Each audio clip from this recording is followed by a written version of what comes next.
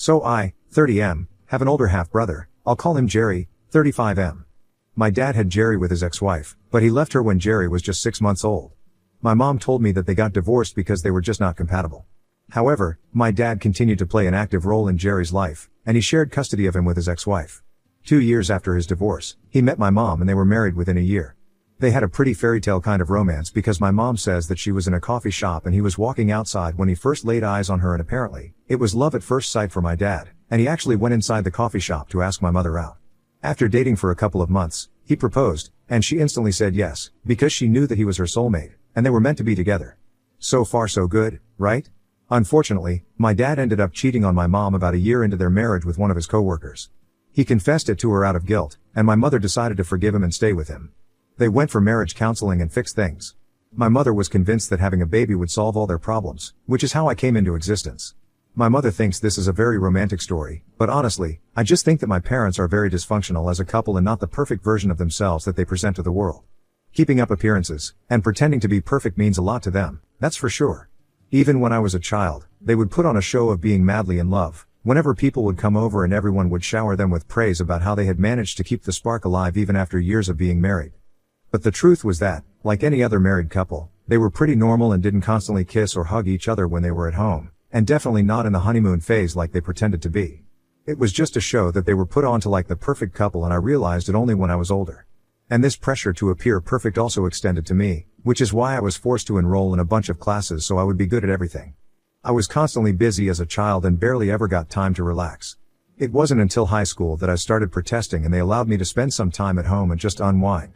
My dad had made sure that both Jerry and I were straight A students and excelled at everything that we participated in, academically, or otherwise. It was no big surprise that Jerry got into one of the finest medical schools in the country and I ended up in an Ivy League college for a business degree. There was a lot of pressure on us, which is probably why both of us are quite successful now, and while I do not recommend going this way for other parents, I am lucky that it worked out for me. However, my dad also believed that he had the right to control our personal lives as well. And my mother was no better because she always agreed with whatever my father said. So when Jerry turned 30, my dad told him that he was supposed to start looking for a woman he could marry and settle down with because he was getting older, and soon enough, he would be out of options. Jerry was dating his now wife, Tina, 34F, at the time that my dad sat him down and had that talk with him. They walked together and were in an on-again off-again relationship for almost 5 years, so they had known each other for quite a long time and my dad knew about it. But after that talk with my dad, Jerry decided to get serious about Tina, and within a year, he had proposed to her, and they got married 3 years ago. Last year, they even had a baby together. Jerry and I are not close, so I didn't hear about any of this from him, but I did get to know about it from my dad when he had the same conversation with me earlier this year. He told me that he had had this conversation with my brother and now, it was time to tell me the same thing so I would get serious and have a family of my own. He had actually boasted about how he had been the one to convince Jerry to get married to Tina and he was as happy as could be with a wife and a son, and he wanted the same for me. He was clueless about how spectacularly it would blow up in his face later. My dad had even brought up his own affair from before I was born and told me that at the time, he had been really unfulfilled, but committed to my mother, and having a child is what grounded him, and he would recommend the same for me. I took whatever he said, with a pinch of salt because I wasn't going to let my father give me relationship advice, of all things. Lucky for him, he got to believe that he had changed my life as well because I had been planning to propose to my girlfriend anyway. Carla, 30F, and I have been together for the past 3 years and have been living together for 2 of those years. So, I had been planning to propose to her anyway, and 2 months after the conversation with my dad, I finally did it on the day of my birthday. And she accepted it and we got married 3 months ago. I thought it was all going well, but obviously, if it actually was then I wouldn't be here. Carla and I, like I said, had only been married for 2 months, but unfortunately, I had to file for divorce about a week ago after I found out that she had been having an affair with Jerry ever since we got engaged. It was a huge shock to me, and I wouldn't even have found out if I didn't accidentally stumble upon her burner phone. I couldn't find some piece of clothing that belonged to me, and I was looking for it all over the house.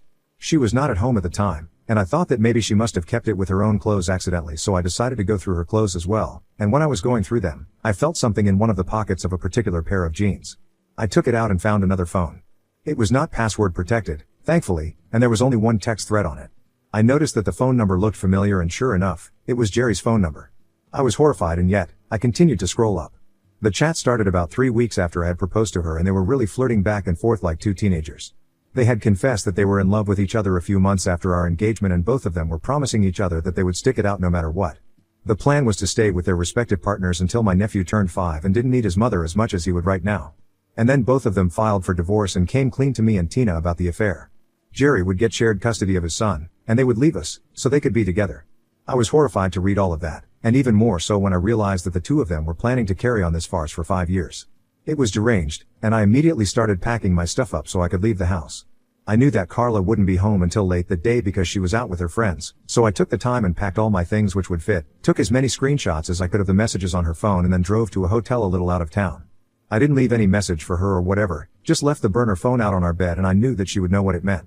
I was sick to my stomach because even though Jerry and I had never been the best of friends, he and I had never really been on bad terms, either. From the messages that I had read, I had figured out that he had made a move on Carla literally the night of our engagement. I had proposed on the day of my birthday party, so my friends and family had been there, and Jerry had been there as well because he was still family.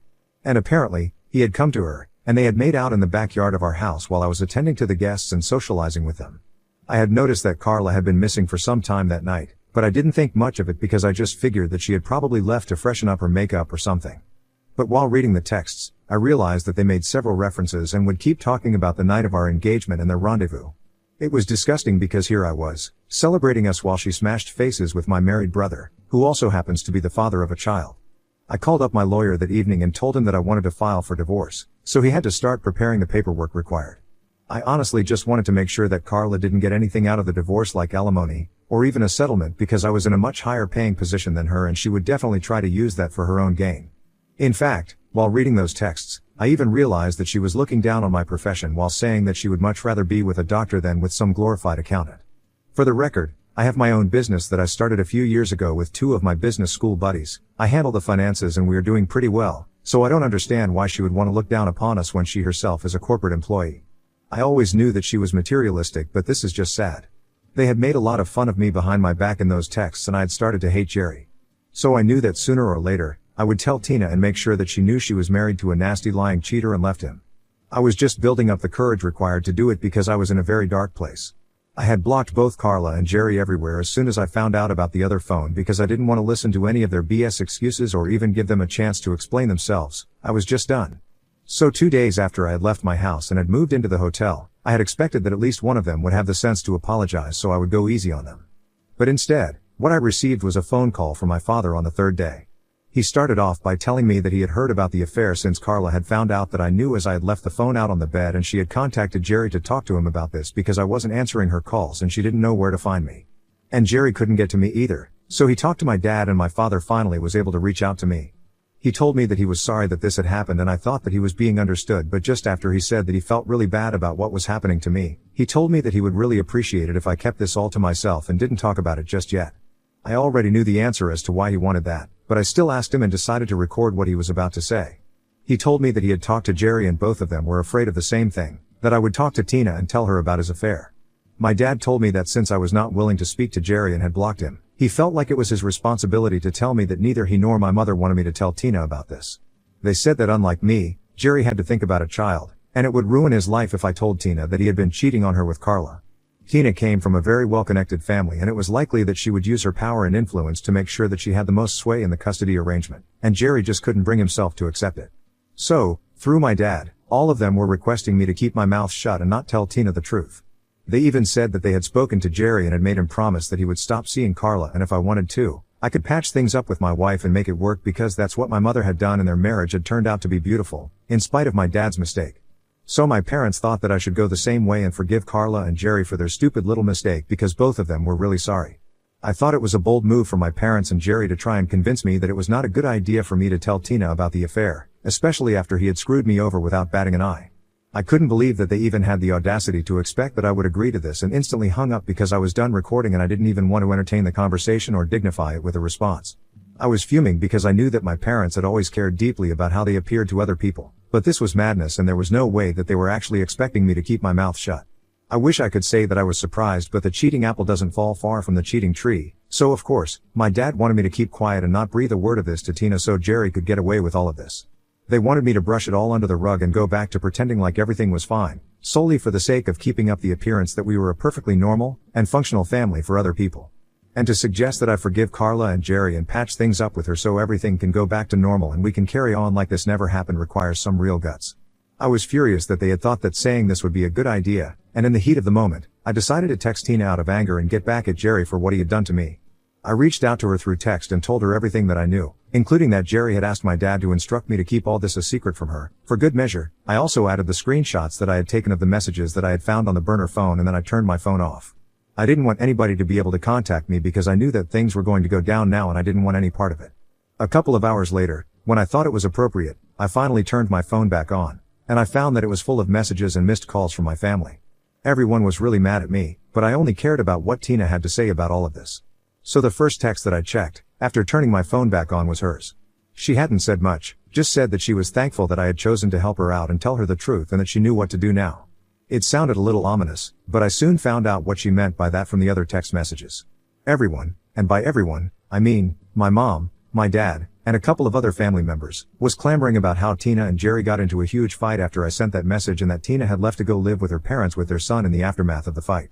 It has also become abundantly clear to me that divorce was very much on the table for them, and Tina might file for full custody, which was not good for Jerry because she would definitely try her best to cut his time shorter with his son, even if he does get shared custody. And I don't know why, but my family is blaming me. If they didn't want any of this to happen, they probably should have taught Jerry not to cheat, but they didn't, so this is on him. I received a lot of angry messages and have been for the past couple of days, ever since I sent Tina that text and she left him.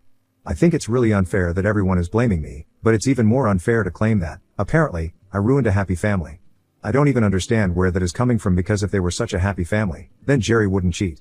But whatever, I know that I'm right, but I still feel kind of weird because I've heard that Jerry is really miserable now and I don't feel comfortable that he might not get full custody. With Carla and I, it's fine because we didn't have kids, but for them, it's kind of different. Ida for telling my brother's wife that he was having an affair with my wife? Update 1. Okay, so it's been close to a week since I sent that message and Tina left the house and things have become relatively quieter now. In the sense that nobody is constantly messaging me and reminding me that this is all my fault. Mostly because I have blocked everyone. I really don't need that sort of negativity in my life anymore. The only person that can still contact me is Carla since I unblocked her because the divorce proceedings are about to begin, but she is using that window to try and talk to me and explain that she wasn't thinking straight and that she is apologetic for cheating on me. I don't know what she hopes to accomplish with this, but it's not really working. I don't feel bad for her, I don't even feel bad about what is happening. I think it's great that she cheated because it just saved me from wasting my time with her. I can't imagine being married to her for a year or more and then finding out that she had been cheating on me all along. Or worse, letting her plan succeed, and then being together for 5 years before finding out that she had been having an affair. I'm trying to put a positive spin on this and trying to come to terms with the fact that she was never the right one for me. Because somebody who can agree to marry me and then go make out with my half-brother, that person can never be my soulmate. I was wrong about her and I'm glad that I was. I'm still living in the hotel, and nobody has been able to find me yet, which is something that I'm really thankful for because I don't know what I would do if they were able to track me down. I know it's only a matter of time before they do find out since there are not many hotels in this area, and they know that I'm not in any of the places in the city. I've been working from here and it's been lonely and strange, but there's not much that I can do about it. The only thing that I hope works out for me is the divorce. She has already been served but she hasn't responded to it yet and I guess she's probably just holding out hope that I might change my mind because of her consistent begging. It's optimistic of her but it's not going to happen. Update 2. Hey, guys. So, 3 days since the last update, and sure enough, my dad and Jerry were able to trace me. They went through every hotel in the city and realized that I wasn't in any of them, so they started looking for me outside of town and found my car in the parking lot of this hotel. I had already informed the front desk staff that if somebody came looking for me, they were not supposed to tell them that I was here, and so when my dad and Jerry confronted them about it, they said that nobody by my name was here in the hotel. But my dad and Jerry had already seen my car in the parking lot, so they knew that the staff were lying and started throwing a tantrum in the lobby itself. They started screaming and hurling cuss words at other receptionists and they were forced to call me down to deal with this mess. Once I came down, security escorted both of them outside, and I went out to talk to them. I had no idea what they even wanted to discuss with me because the damage was already done, and Tina knew the truth. My dad and Jerry told me that they had come up with a solution and a way for me to make up for what I had done. They told me that I was going to be called to testify against Tina in court and all I had to do was say a few things to make Tina look like an unstable wife and mother, which is why Jerry cheated on her, and that way, Jerry would get full custody. They told me that things were not looking good for him because along with the cheating, Tina also had a lot of other complaints against him that made him look like a bad father. Like he was mostly not at home, but now she knew that he was out with Carla. And then there were other things, too, like he claimed that he loved his son, but he would never do anything for him. All the baby duties, like changing diapers and feeding him, fell to Tina, and no matter how much requested him, he would just not do it, because he would always claim to be too tired. Not only that, he would also not do any of the chores around the house, and while she had been fine with doing it all herself before the baby, she couldn't do it anymore and she wanted to just get the heck out of this marriage. And honestly, I don't understand why they thought that telling me this would work. It just convinced me that I did the right thing and that Tina was better off without him. Besides, it was entitled of them to expect any help from me at all after screwing me over. Especially when it came to something like this, they wanted me to lie about Tina, so that they would get full custody. I mean, it was ridiculous to even expect that I would agree to do it. I told them that I didn't want to do it and that they meant nothing to me, so I didn't have to make up for anything. Then I walked away without even bothering to wait for a response because I knew that they could change my mind about this. I also instructed the security person to have them thrown out because I did not want them anywhere here and I mentioned how dangerous they were. So that was enough. They got kicked off the hotel property but I still had to apologize for their behavior. The only reason they didn't get the cops called on them was because they didn't want any bad press associated with them, otherwise, they definitely would have called the police and had my dad and Jerry arrested. Update 3. So it's been 2 days since Dad and Jerry showed up at my hotel. I haven't heard back from them after that but Carla has been texting me a lot more now. We have set the date for the first meeting with a court-appointed mediator, and it's coming up in a week. She isn't even contesting the divorce, so I don't know why she keeps texting me. I haven't even opened her chat because I don't have the bandwidth to deal with all of this drama anymore. I know it'll just be the same old, I'm sorry, I shouldn't have done this to you. If you ask me, it's all BS because if she really was sorry then she would have tried to at least make more of an effort to contact me. She would have called me, at the very least, because she knows that I'm not much of a texting person.